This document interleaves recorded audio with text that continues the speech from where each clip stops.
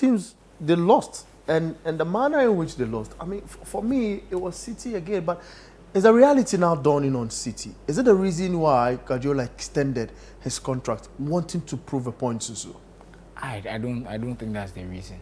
There's no other option. No, I mean, he's probably, look, he's won everything there is to win at City. Yeah. He's taken the team to the next level. So for him to renew, he's thinking that I can still win with this team. I still feel the hunger I still feel motivated. That's all it is. And I just believe that it was just him taking time to figure out, do I want to stay? Does my family want to stay? Can I trust this coaching staff? Can I trust these players? I think at this stage, you have to think long and hard about whether you want to be somewhere, because it's not like there's unfinished business. Before they hadn't won the Champions League. They was always having won the Champions League. So if I leave and I've not won the Champions League, why am I leaving? Then the treble. And they done the treble. So after they done the treble, he's probably like, I've won everything. Do I really want to be here? Is my job complete? Have I done enough? All those things are on his mind. So I guess now it's more like he has to find the internal motivation. I don't believe it's anything to do with the results now. The results now is a blip. That one we all understand. But I believe the results and the contract situation are in line. Look, the only way Man City fire Pep Guardiola or ask him to leave or don't offer him a new contract is if he takes the team to the bottom half. Even that, I don't think they'll sack him. He's done so much for the club. That's not happening. He's done so much for the club. He's taken the club to new heights. Yeah. He's made them the dominant force in English football. There is no way that he's ever going to be in a situation where like, well, I think Pep, you should leave. So, but I listened to few fans, in the UK, specifically City fans. And of course, we play that in set on radio as well. Talk about, they feel he's done his bit. Win the treble, win them trophies they never dreamt of. And it's the time for him to leave when the applause are high. I don't blame them. Maybe they did the interview after they had come from their pub or something. Because I don't blame them. I think that's the craziest Pepper thing. spoils them anyway. The craziest thing I've heard in I my was life. shocked when I heard This was that a club that was in this is a club that used to yo-yo. Yeah. A club that had been relegated all the way to the third tier. Yeah. Now they are winning the Champions League. They are playing Champions League semi-finals regularly because of this man. And you think that he should go? He's done. Oh, they should be so serious. I mean, they should be so serious. Look, things are not great right now. There's a lot of injuries.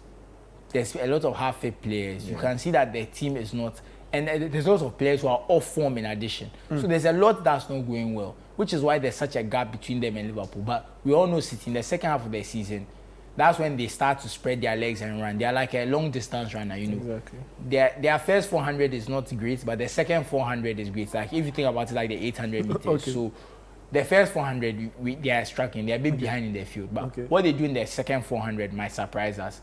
Let me not say surprise us, because we know they are capable of it. So, but luckily for them, Spurs are also in a bad place. True. Bentancur has just gotten a 7-game suspension. Yeah. Romero and Van der Ven are not playing, as I've said before. And Spurs are terrible away from home. They are absolutely terrible. Yeah, You feel Ben's suspension, for example, is fair? Oh, but I mean, when it comes to racism, I mean, and he admitted to it. He disrespected the people of Korea. But the manager is surprised. The manager feels the punishment is just a little because I believe the reason is because they dealt with it. His teammates also had like it was a kind of. I think everyone was. It wasn't. Also, I think it wasn't malicious. Yeah. He was trying to make a joke, and the joke just didn't land. It was one of those situations. So I think that's why people are feeling like, okay, this is a bit much, because it's like if you make a joke, it's different from the Luis Suarez situation where he got a similar 7-game ban where he was kind of, it was taken in a malicious way that he was trying to denigrate Patrice Evra. Absolutely. So I believe that's why people feel like, okay, this one it was a bad joke. The joke was in bad taste. We're not going to deny that. But people are probably feeling like, oh, he wasn't really trying to be like malicious. He wasn't trying to make them feel bad, which is why people feel like, oh, but the truth is they take the knee. Black Lives Matter, racism, say no to racism. There's a strong stance from the Premier League about racism. So you can't go light on something like this. You have to be consistent, because everything you are saying about anti-racism goes out the window if you say, oh, he was joking. It doesn't work like that. You have to be firm. You have to stand by the principles you are preaching. So it had to happen. So it's unfortunate for Spurs. It's a long suspension. Luckily for them, he can still play in Europe. There's still some European games for them. But I believe this is domestic and Premier League games, if I remember correctly. Yeah. So 7 games, tough, but it is what it is. And with those players missing and they are poor away from, this is another game I expect a severe beating for Spurs. No, seriously. I don't. No, I have to say they're just so bad away from home, so uninspiring.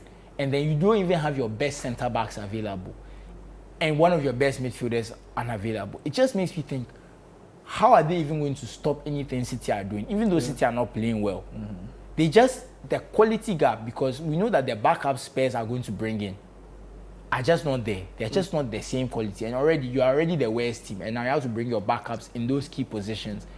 It just makes me want, and the high line they play, you need Van der Ven's recovery pace. You bring Dragusin and Ben Davies, who are nowhere near as quick. And you know Haaland is a fast guy. Yeah. And he loves Kevin to De run into Bruyne space. is going to be back in the team. And True. Ange doesn't compromise on his high line. So can you imagine De Bruyne getting the ball 6, maybe just past the halfway line, you know, it into space just for Haaland to run. Then Haaland just. Yeah. I mean, we all know how this story ends. So when I look at these things, I just feel like it's going to be a very bad day to be a Spurs fan. He extends his contract and says he deserves to extend, Pep Guardiola. I mean, I know if I ask you the director, you say yeah, but I mean, he's playing against a manager who came into Spurs setup and was playing something fantastic, you know, uncovered Udogie and Poro. Yeah. Now he seems to be struggling. You feel he can produce a bit of a surprise at the Etihad? I think they'll find some, I'll say, delight, or they'll find some. They can draw inspiration from their performance the last season. Last season too, they went to the Etihad with a lot of injuries. Even in the presses leading to the game, a lot of people questioned him, would you go to City being pragmatic and all those things? He went in there, I think that game was it Ben Davies and Royale in centre-back? The 3-3. Yeah. Exactly. So he's not... Exactly, they conceded 3. But he got a point there. So he's not going to change his way. So maybe they were like, okay, we went there last season injury-ridden, we were still able to get results. So maybe they may be able to draw some confidence from that, especially because City is not in form. They've lost 4 in a row and all that. So maybe he might lean on that. But with what Susu is saying, it's a game of fine margins. And that's the whole thing with Spurs. They are the most roller coaster team. 5 wins, 5 losses should show you what kind of team they are. You don't know what to expect. You don't know what Spurs is going to show up. If it's the Spurs that got beaten by the Tractor Boys 2-0 that shows up, then yes, they may get heavy beaten. But if they are a bit more pragmatic, they are a bit more, I'll say, solid in the middle, take their chances, Brennan Johnson, Kulusevski. And I think with Ange, he's found something in Kulusevski. He's not deploying him as a wide player again. He's playing him some way central. So his ball carrying ability, his dribbling is helping. And the truth is, Kulusevski, I'm an AC Milan fan. I really wanted him at the club when we didn't have a right winger, because he can play on the right, he can play the number 10. He's a very versatile player. Yeah. Absolutely. Great physical strength, great ball striking, great creativity. Look, he's a dribble, player. he can carry. He's a player I really like. like. And he carries the ball well. And I would say Spurs have a lot of very good players I really like. Sorry to just cut you, problem. but that's fine. the problem is when you're playing Man City, you need everyone to be there and everyone at their best. That's why I'm just a bit concerned.